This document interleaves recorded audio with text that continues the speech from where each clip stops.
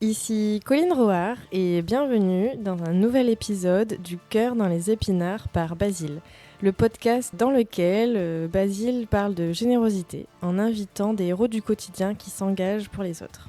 Aujourd'hui, j'ai eu le plaisir d'accueillir Sofiane Amar, un serial entrepreneur depuis 20 ans et un business angel qui a passé les 2 dernières années de sa vie à créer Shams, une ONG qui fabrique et anime des écoles de code dans les camps de réfugiés. Comment fonctionne Shams ? D'un côté, il y a une forte demande en codeurs. Il en manque 2 millions dans le monde selon les chiffres d'Accenture.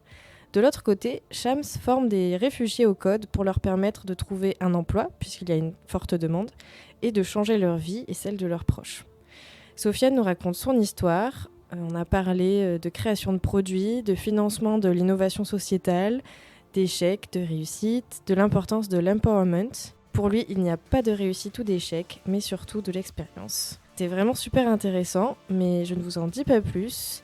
Et je vous conseille d'écouter jusqu'à la fin quand Sofiane nous livre ses conseils, notamment un super livre à commander à Noël, pourquoi pas. Bonne écoute. Ma première question, je voulais savoir un petit peu, si c'est pas indiscret, ça dérange pas, ton enfance, comment ça s'était passé, et si tu pouvais m'en dire un peu plus. Écoute, très bien, j'ai eu la chance, on parlait de Méditerranée, d'être vraiment à 10 minutes de plongée tous les jours. J'ai eu une enfance dans un quartier très populaire de Tunis, un très vieux quartier. Et dans les très vieux quartiers, on a la chance, en tout cas on avait la chance, maintenant tout le monde cherche les nouveaux quartiers, comme dans tout pays. Dans ce très vieux quartier populaire, on avait le sens de l'appartenance, on appelle ça. Ouais. Ça veut dire, tu habites où? Bah non, mais j'habite là, dans le quartier, et ça s'appelait Babujjid, ça veut dire la porte, la nouvelle porte. Et donc une enfance vraiment super équilibrée avec des potes, où on refait le monde 3 fois par semaine, évidemment.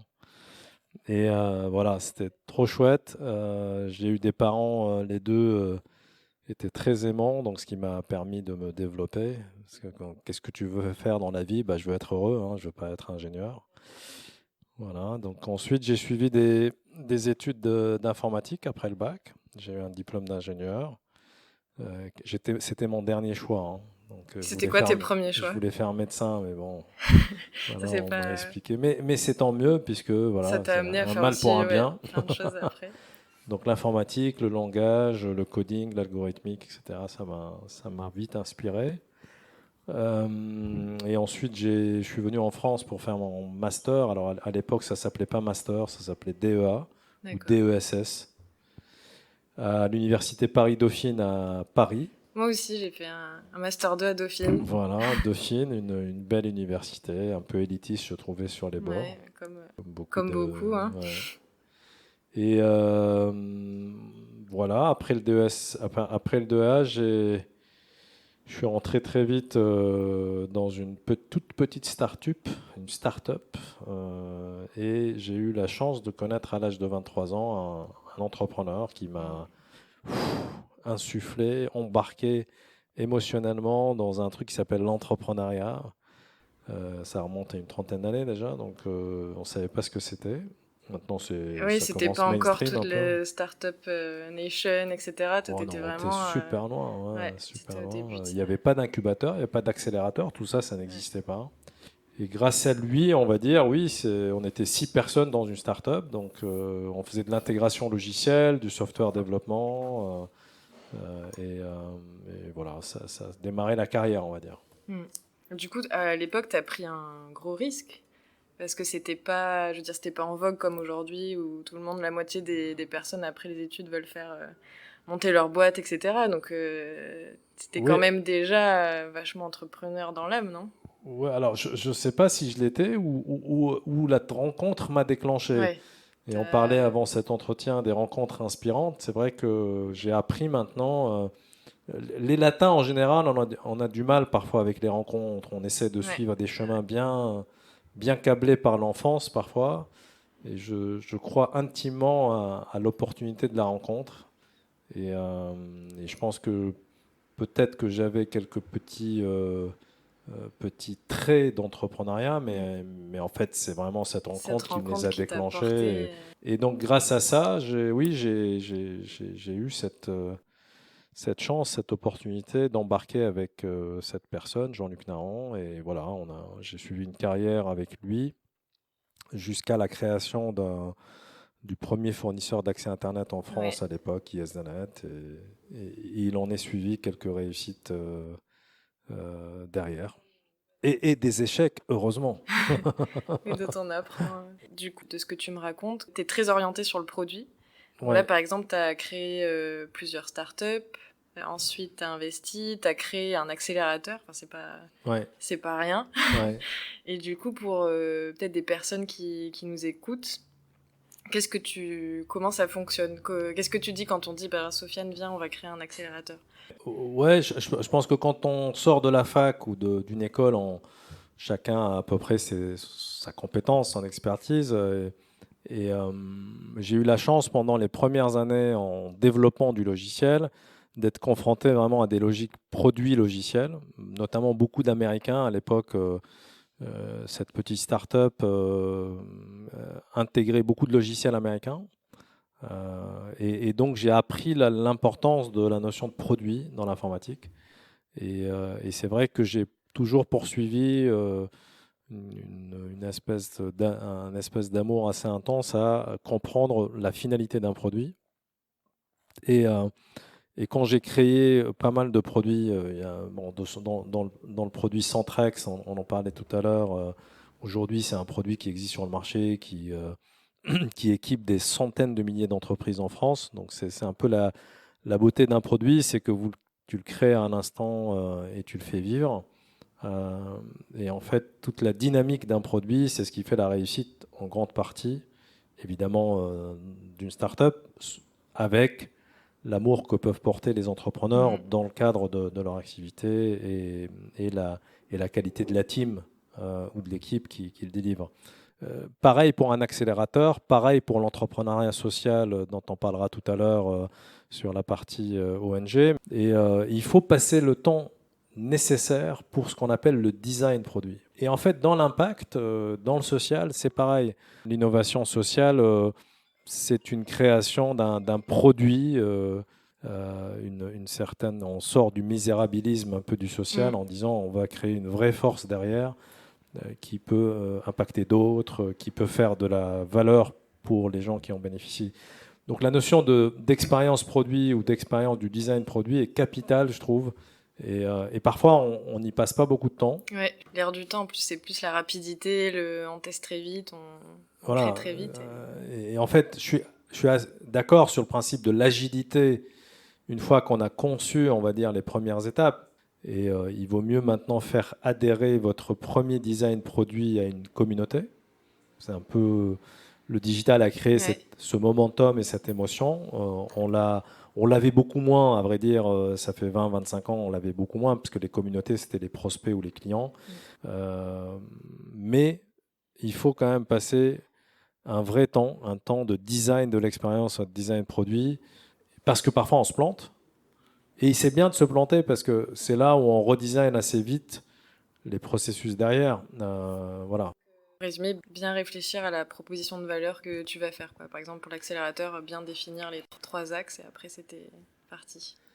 Et du coup, pour revenir un peu sur Shams, donc j'ai appris que ça voulait dire soleil. Ouais. Donc Shams, une ONG que tu as créée depuis 3 ans. Oui. C'est ça. C'est ça. Et si tu peux nous en dire un peu plus, moi il y a un chiffre qui m'a vraiment marqué quand j'ai regardé un petit peu ce que faisait Shams. Enfin plutôt 2 chiffres. C'est que 40% des entreprises qui font partie du classement Fortune 500 aux États-Unis ont été créées par des immigrants ou des enfants d'immigrants. Ça m'a étonnée et aussi je trouve ça génial comme chiffre. Parce que c'est une bonne proof of concept quand même pour vous. Et l'autre chiffre un peu moins gai, c'est qu'une personne réfugiée va passer environ 12 ans, je crois que c'était 17 ans. 17 ans, 17 encore ans, plus. 17 ans. 17 ans dans un camp de réfugiés. Oui, c'est-à-dire le constat, alors bon, je raconterai pourquoi je suis arrivé là-dessus, parce que bon, il faut aider les Restos du Cœur et Emmaüs en France, et Dieu seul sait combien il faut le faire en France, et pourquoi je suis tombé dans cette notion aussi émotionnelle d'aller aider des réfugiés dans un camp de réfugiés à l'étranger, donc dans des pays plus ou moins pauvres ou émergents. Mais c'est vrai que les chiffres que tu as décrits sont des chiffres qui, plus tu vas dans la notion de migration dans le monde, alors ça s'appelle migrants ou réfugiés, mais in fine, en fait, les réfugiés qui à un certain moment s'établissent dans un pays deviennent des migrants. Alors on parlait des migrants avant sur des notions de migration économique. Il y a eu le monde s'est construit autour des migrations. On le sait maintenant que une grande partie de Manhattan, de New York, ont été faits par des Hollandais qui étaient réfugiés du roi Philippe, qui avait laissé Amsterdam se dérouler toute seule parce qu'ils n'étaient pas suffisants, ils étaient suffisamment entrepreneurs et donc ils les ont taxés différemment parce qu'ils n'ont pas suivi un peu toute la logique européenne à l'époque. Et c'est grâce à des réfugiés, entre guillemets, qui ont créé la première compagnie du monde, la première société capitaliste du monde, qui s'appelait la Compagnie des Indes orientales, qu'au travers de cette compagnie, au demeurant, les actionnaires c'était la femme de ménage comme le capitaliste riche. Donc ça, c'était aussi très intéressant dans le XVIIe siècle. Et c'est grâce à ça qu'on a pu, avec des bateaux, créer et s'établir et créer Manhattan, qui n'avait rien à voir avec le nom Manhattan. Donc la notion de ce monde est constituée par des réfugiés. Steve Jobs était le fils d'un réfugié syrien, pour la petite histoire. Syrien? Ouais. Je savais pas. Voilà, et plein d'autres exemples comme ça. Et effectivement, aux États-Unis, 45% des entreprises sont gérées ou ont été fondées ou cofondées par des migrants, des Indiens, des Moyen-Orientaux, etc. Donc cette notion de migration versus réfugié, elle est constitutive de ce monde. Alors, quelle est la différence migrants-réfugiés et qu'est-ce qui est constitutif un peu de la notion de réfugié? D'abord, les réfugiés en Europe, aux États-Unis, petit à petit s'intègrent en devenant des gens qui ont leur visa.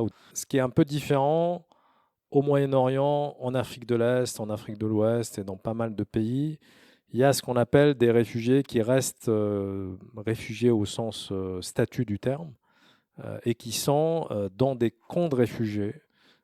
Qui sont dans des villes, moyennant d'ailleurs, malheureusement, ça reste des villes pauvres aussi, mais qui sont des réfugiés de guerre et qui n'ont pas pu se déplacer pour venir en France ou aux États-Unis pour plein de raisons qu'on connaît, parfois des raisons géopolitiques, parfois des raisons humanitaires, où on ne peut pas non plus du jour au lendemain récupérer des millions de personnes. Et là, il y a ce qu'on appelle cette notion de camp de réfugiés, qui est où il y a une agence des Nations Unies qui s'occupe de ça dans le monde, qui est très connue, qui s'appelle le Haut Commissariat des réfugiés, qui est à Genève et qui est sous l'égide des Nations Unies et qui gère des millions de personnes comme ça.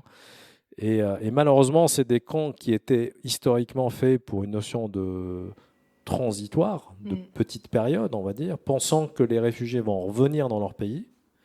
Mais en fait, c'est entre les guerres et le manque d'adhésion politique parfois pour revenir à son pays, dans un camp de réfugiés au Liban, au Kenya, en Jordanie, en fait, il y reste. Et les périodes, c'est 10 ans, 17 ans, 20 ans, parfois 30 ans. Il y a des camps au Kenya où les guerres civiles sont là depuis une trentaine d'années. Donc voilà, c'est une réalité que je ne connaissais pas personnellement quand on est citoyen français. Et par l'effet d'un pur hasard, en 2016, quand j'étais à Londres, j'ai vu la crise syrienne arriver par la photo assez dramatique de petits-enfants qui décédaient. Oui. Elan, et je me suis intéressé à cette cause petit à petit.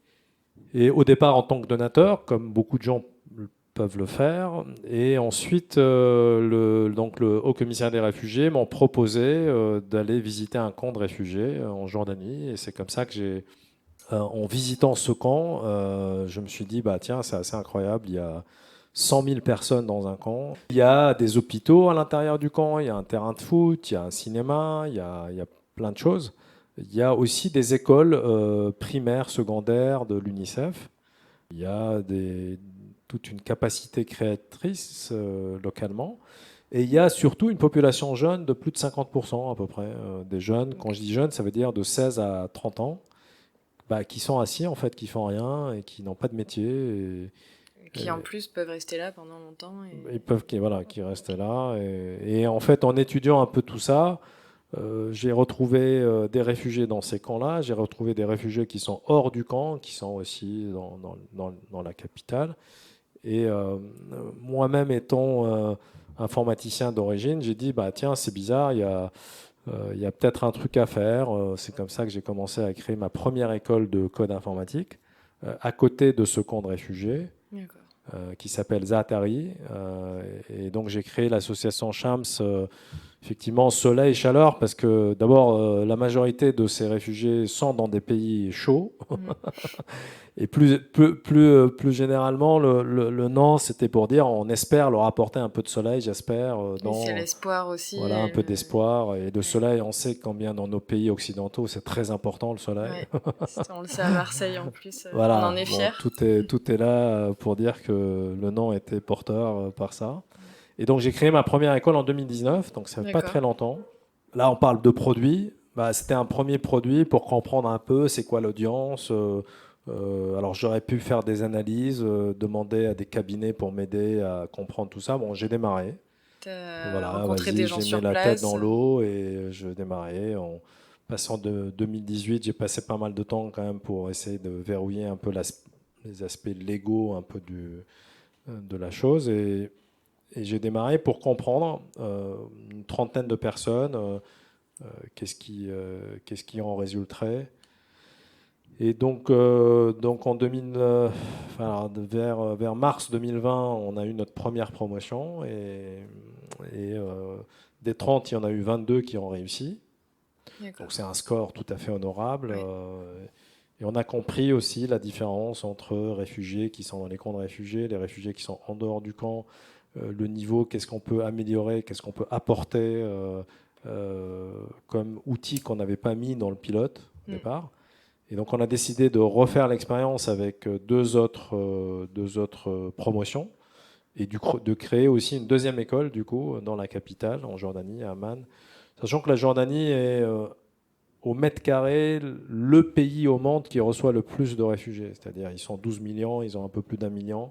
C'est parmi les plus grands pays du monde qui ont proportionnellement des réfugiés par rapport à leur population. Donc on a décidé de créer une deuxième école et donc là on attend la sortie de nos deux promotions début septembre. Génial.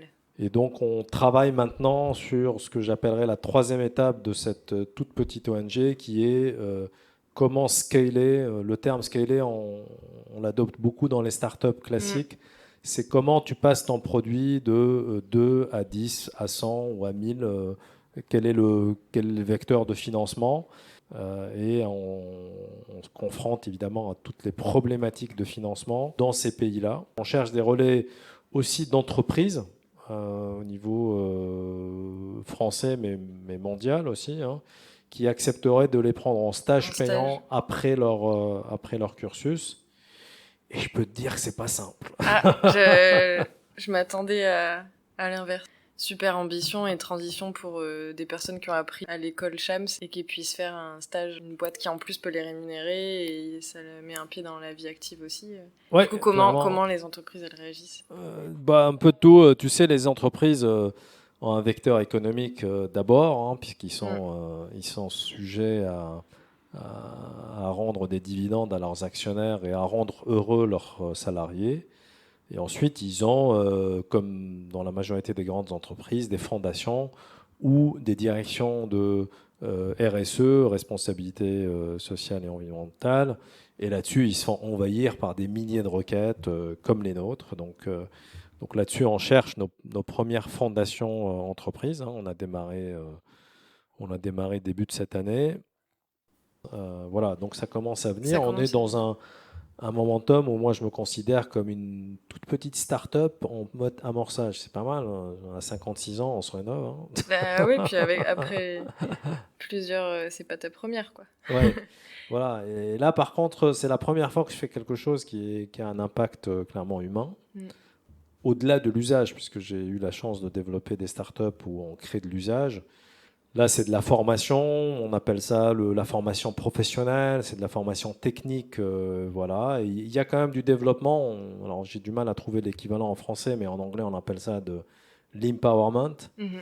Et l'empowerment, c'est Ouais, le sujet de ce siècle, c'est-à-dire on sait maintenant qu'on peut prendre des audiences qui sont fragiles, qui sont de contextes parfois sociaux complexes, et qui on démontre qu'il y a une vraie réussite derrière, une réussite de la transformation de la personne et du parcours. Et les écoles de code contribuent à faire ça aujourd'hui. Clairement, dans le monde, on le voit tous les jours, hein, il y a vraiment des très beaux parcours d'audience qui viennent de populations vulnérables et qu'au travers des écoles de code, on s'intéresse à développer leur carrière par ça. Donc je suis content que la jonction de ma carrière me permet de comprendre un peu les deux. Et on démarre cet exercice pour trouver comment faire de 2 écoles, on réussit à en faire 5 ou 10, et comment faire que nos étudiants puissent matcher les bonnes entreprises pour qu'ils soient le plus employables possible. On a une catégorie, on va dire, un peu spéciale d'audience, puisque c'est des réfugiés qui ont tout perdu, leur maison, parfois leurs parents, etc. Et Dieu seul sait comment c'est difficile d'être motivé. Dans un camp de réfugiés ou dans des pays pauvres, c'est la double peine, quoi. Ouais, c'est un peu compliqué. T'arrives, t'es coincé à un endroit et Et t'as pas vraiment de relais pour en sortir. Et pourtant, tu as des rêves, de la motivation, tu as tout pour réussir aussi. Et les mêmes compétences, parce que une chose, moi, qui me touche dans ce que tu fais, c'est que tout le monde peut apprendre à coder. Il n'y a pas de limite de compétences, de diplôme. Tu as aussi innové dans le travail que font peut-être des ONG dans l'éducation. Oui, c'est ça. Je pense qu'on est dans un sujet vraiment d'innovation. Les ONG, ça fait une 50aine d'années, comme j'ai dit, tu as dans le camp pas mal de services qui permettent à des réfugiés de survivre, etc. Je pense que l'objectif, c'est de motiver des réfugiés, de leur dire qu'on n'est pas obligé uniquement de survivre, mais qu'au travers du code, alors on ne pourra pas accepter tout le monde, mais ceux celles et ceux qui sont éligibles peuvent trouver une carrière au travers de ça et donc avoir une dynamique ensuite très famille, communautaire qui permettent d'être un rôle modèle pour les autres. Et c'est vrai que les grosses ONG sont très loin du domaine aujourd'hui. Nous, on doit être 2 ou 3 voilà, qui sont dans cette partie d'innovation. Et on pense que la transformation peut venir aussi de quelques personnes parce que ça va toucher leur communauté. Ça va s'aimer, c'est leurs enfants aussi. Et voilà, exactement, c'est un peu l'idée. Qu'on en sauve 2 ou qu'on en sauve 10 000, on serait très content. Ok. Oh, c'est génial. Je me demandais, c'est pas trop dur de choisir justement comment ça se passe?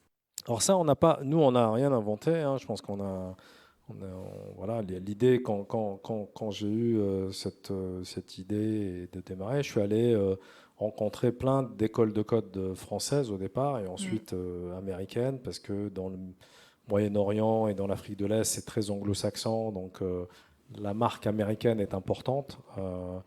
Et on a appris les process de présélection, et on a maintenant un process de présélection sur 4 étapes qui permet de choisir les personnes sans diplôme parfois. On n'a pas, évidemment, il n'y a pas d'exigence de diplôme, mais on les fait passer par des tests d'autonomie, de motivation, de développement de code qui nous éclairent déjà sur leur capacité à vouloir, dans l'autonomie, avancer. Ensuite, on les fait interviewer sur la partie linguistique, anglais, et la partie motivation et affirmation dans un interview physique. Et donc ces étapes-là permettent, pour donner une idée, sur les 2 dernières écoles, On a eu au mois d'octobre de l'année dernière, de 2020, un peu plus de 750 applications. Ah oui, Et on en a choisi 35. 35. Donc on est quand même dans les 4-5%, ce qui est au demeurant aussi, ce sont les ratios que tu trouves dans les écoles européennes ou américaines, c'est-à-dire on choisit entre 5 et 10% des applications. Oui, c'est un peu comme le système de l'école 42, et après c'est fait une sorte de piscine.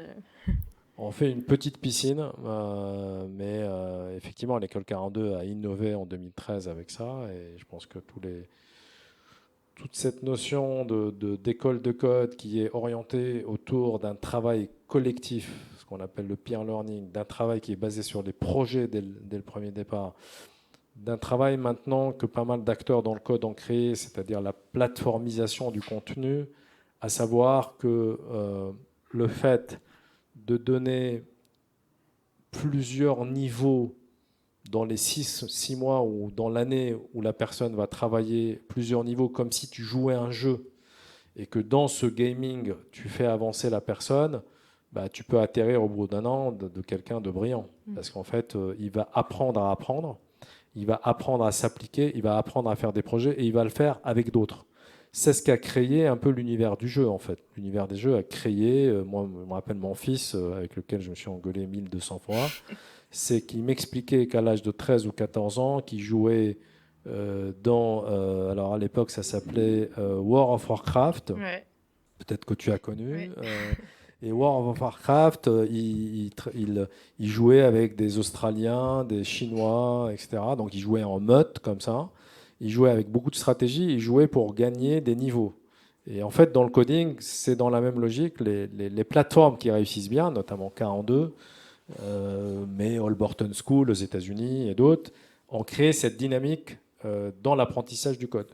Donc le résultat de tout ça, c'est qu'au bout d'un an, bah, tu peux trouver effectivement des gens brillants qui sont capables de rentrer dans une entreprise, de travailler en groupe, de travailler d'une manière plus soft, de travailler de chez eux aussi, beaucoup. Oui, Cham, ça peut aussi former des freelances qui vont pouvoir travailler chez eux. travailler chez eux. Voilà. Là, on discute au demeurant avec le HCR, donc l'UNHCR. Ils ont dans le camp que j'ai cité tout à l'heure, mais ils ont dans d'autres camps aussi. On discute avec eux la capacité d'utiliser un espace dans le camp pour devenir un espace de coworking pour les freelances qu'on est en train de former. C'est ce que je me demandais, comment vous faites pour les ordis, parce que Alors nous, on j'ai lu fournit aussi les ordinateurs. que tu étais arrivé sur le camp et que tu disais, mais il n'y a pas de... Oui, alors voilà, il n'y avait pas Il n'y a d'infrastructure. pas de matériel. Maintenant, il y a des camps qui sont plus fournis que d'autres et chaque situation est différente. En fait, il n'y a pas de le product to market fit. Il n'y a pas ça. En fait, il y a des situations. Mais au global, l'infrastructure pour avoir une salle, de la connexion Internet, c'est jouable. C'est pas un truc, voilà, c'est tout à fait jouable. Maintenant, je parlais de l'après-cours. Et l'après-cours, parfois, il y a des réfugiés qui maintiennent leur famille là-bas, qui ne peuvent pas se déplacer pour aller travailler dans une entreprise. Bah, l'idée, c'est de leur fournir aussi un espace, comme les freelances peuvent l'avoir en Europe, qui est un espace partagé, parce que aussi le fait d'être avec d'autres, ça permet aussi de nourrir le contexte social du travail. Travailler tout seul à la maison, c'est pas mal, mais quand c'est que ça, c'est un peu barbant. On a tous marre du télétravail, je crois. Enfin, exactement. La distance. L'idée géniale de Cham, c'est que des freelances, tout le monde en cherche. Ils ont une opportunité, j'imagine, à la sortie, quoi. Alors, en tout cas, ils peuvent se la créer. Voilà. Au Moyen-Orient et en Afrique de l'Est notamment, il y a beaucoup de chômage. Il y a beaucoup de chômage lié même à des universitaires. C'est-à-dire, tu peux avoir un diplôme de physique ou de chimie et tu peux ne pas avoir trouvé de job. On a au demeurant, nous, dans nos promotions, des gens qui ont un vrai diplôme. Un vrai diplôme d'ingénierie civile, un vrai diplôme de physique, etc. Et aujourd'hui, la pénurie des talents dans le code, elle existe. On parle de plus de 2 millions dans les rapports d'Accenture en 2019. Mais il y a plein d'autres rapports qui sont sortis. On sait que le développement numérique est un vrai sujet de développement sociétal des États. Et donc, le coding, chercher les bons talents, ça existe, c'est une vraie demande.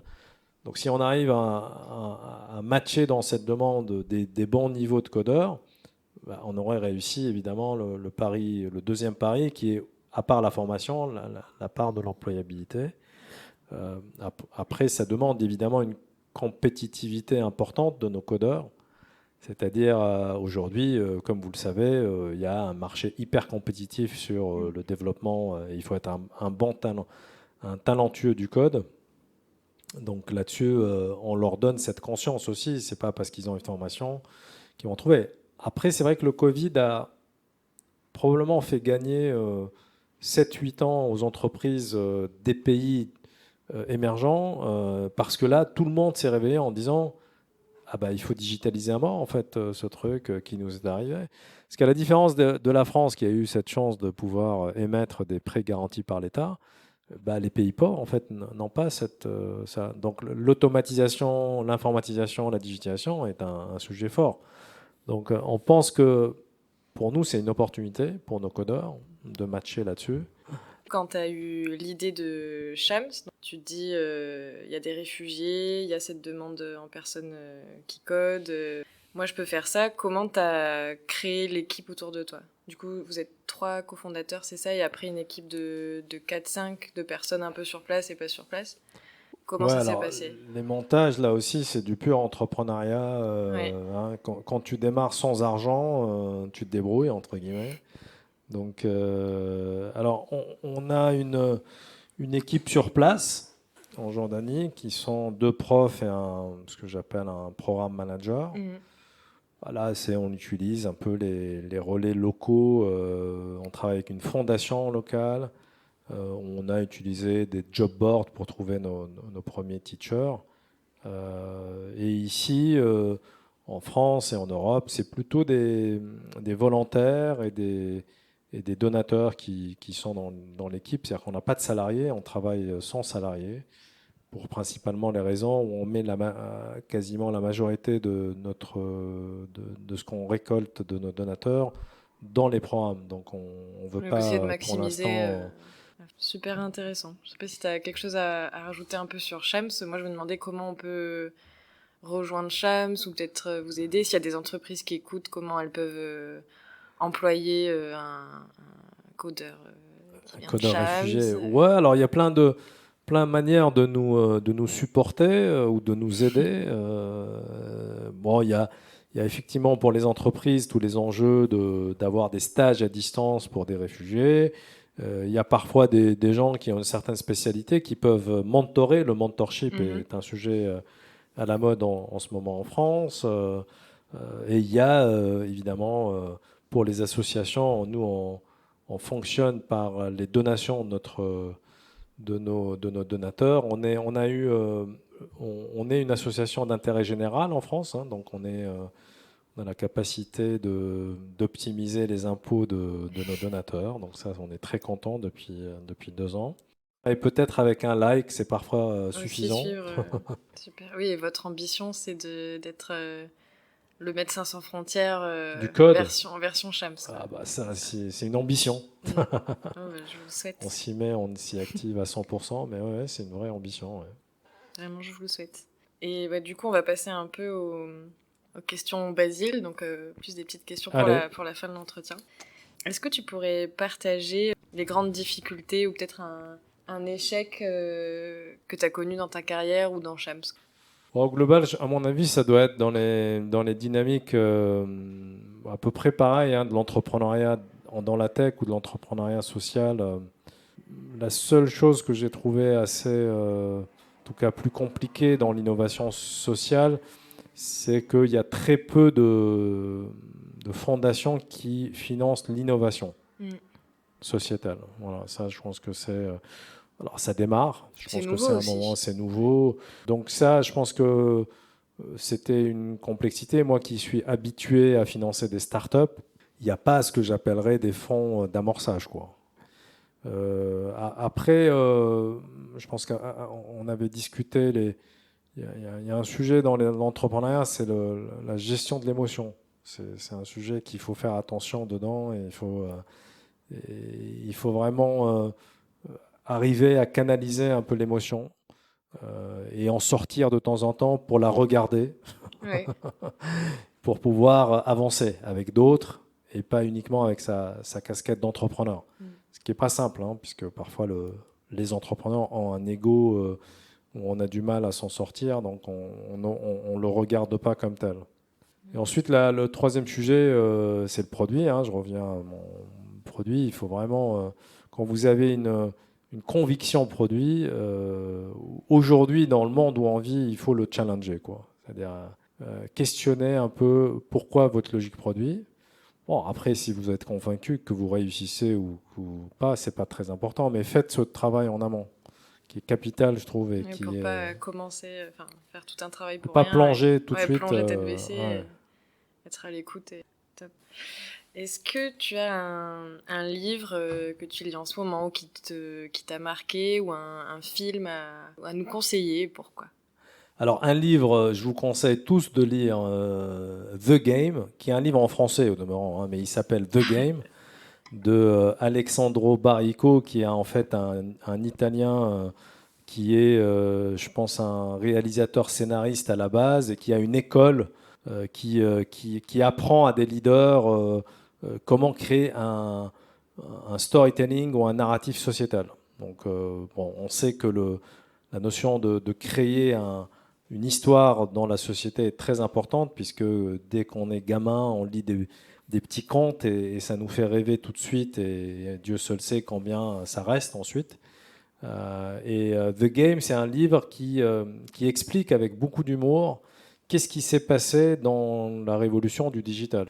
Et ça explique aussi la stratégie derrière, c'est-à-dire moi qui a du mal parfois ça me casse les pieds un peu tout ça, les réseaux sociaux et tout. J'ai envie de me déconnecter. Et en fait, je le fais. Alors, je fais pas tout maintenant, mais je fais des choses par plaisir. Avant, je faisais ça comme une contrainte. Super. Et dernière question, est-ce que tu as un ou plusieurs outils que tu conseillerais à quelqu'un qui veut créer un projet avec un impact justement positif? Alors, j'ai pas d'outils précis, mais je conseillerais, là, si j'ai le privilège d'être vieux, donc je peux conseiller, je conseillerais de lire tous les jours. Moi, ça fait 35 ans que je suis de lire tous les jours 15-20 minutes, mais de lire toutes les activités relatives à une idée que vous avez. De lire et de stocker. Alors moi, j'utilise Evernote, qui est un outil, j'appelle ça mon deuxième cerveau, parce que comme j'oublie souvent, et en fait, de lire et de faire des copies-coller, de mettre dans cet outil ou l'équivalent, un fourre-tout un peu de ce que vous trouvez, parce que la continuité de ce que vous lisez un jour peut vous amener dans une direction, dans votre réflexion et de votre idée. Et ça, j'en suis convaincu. La lecture est vraiment, vraiment quelque chose qui crée des connexions à un certain moment. Dans le cerveau. Et à un certain moment, un jour, vous dites « Ah, bah oui, mais j'ai vu ça. » Et pour vous donner une idée, c'est par exemple, moi, la start-up que j'avais créée dans la téléphonie sur IP, qui s'appelait Altevia, j'avais trouvé, enfin, qui est une start-up qui a fait son chemin, qui a levé 26 millions d'euros sur le marché, qui a créé un produit qui est maintenant distribué par 3 très grosses start-up françaises. J'ai trouvé l'idée en fait en lisant mes newsletters le matin sur ce qui s'est passé dans un tout petit provider américain qui a été racheté par Level 3 à l'époque. Et en fait, j'ai dit, cette idée-là, j'ai dit, ah tiens, c'est intéressant. Et donc, j'ai l'impression que ça fait 2 fois que ça fait tilt, en fait. Comment ça se passe quand tu vas créer une boîte, Tu dis, ça fait tilt, et comment tu sais que tu y vas? Parce qu'il y a souvent beaucoup de gens qui me demandent « Ah, j'ai envie de créer quelque chose, j'ai envie de faire ça, mais je sais pas si c'est le bon moment, je sais pas si je devrais commencer, je sais pas si j'ai la bonne idée. » Et en fait, tu le sens, j'ai l'impression, toi. Ouais, alors on a parlé de l'instinct, c'est-à-dire, bon, on sent, après, ça veut pas dire que c'est juste ou pas, mais en tout cas, oui, c'est vrai qu'on sent quelque chose. Si on arrive à le bancher assez rapidement, voilà, je pense que les gens qui démarrent quelque chose, parfois n'ont pas la certitude que c'est ça ce qu'il faut faire, mais et parfois surtout, il ne faut pas avoir peur de se tromper, parce qu'en fait, ce n'est qu'une expérience. On nous a expliqué qu'il y a réussite et échec, mais en fait, non, il y a surtout expérience. Il n'y a pas réussite, il n'y a pas échec, quoi. C'est un beau mot de la fin. Exactement. Merci en tout cas de votre invitation. Merci beaucoup Sofiane, c'était super de t'avoir. Voilà, j'espère que ce nouvel épisode vous a plu et vous a donné envie de continuer à suivre notre saison. Donc on va sortir un épisode du podcast chaque semaine. Quelques petites choses avant de vous dire au revoir pour aujourd'hui. Le meilleur moyen, si l'épisode vous a plu, de m'aider à le faire connaître et de me faire vos feedbacks, c'est simplement d'en parler autour de vous et de laisser un avis 5 étoiles ou un commentaire sur l'application iTunes. C'est vraiment ça qui nous aide pour faire connaître le podcast et dans notre engagement solidaire avec Basile. Alors n'hésitez pas, il n'y a rien de mieux que le bouche à oreille.